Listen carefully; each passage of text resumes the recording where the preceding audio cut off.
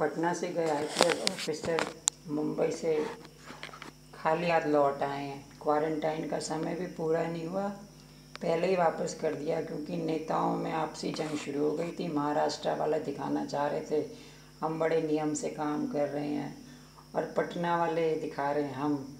अब सुशांत सिंह राजपूत का जो केस है बड़ा रोचक हो गया है। सीबीआई की इंक्वायरी के लिए भी रिया चक्रवर्ती भी कहती है कर लो, क्योंकि उसके पास कोई चारा ही नहीं है, फंस गए इतनी चारों तरफ से। क्योंकि कमाने वाला ये तो सभी जानते हैं कि सुशांत सिंह राजपूत जो है एस्ट्रोफिजिक्स का इंजीनियर था, और उसने अपनी एक्टिंग के लिए क्या क्या नहीं सीखा, डांस से लेकर हर चीज़।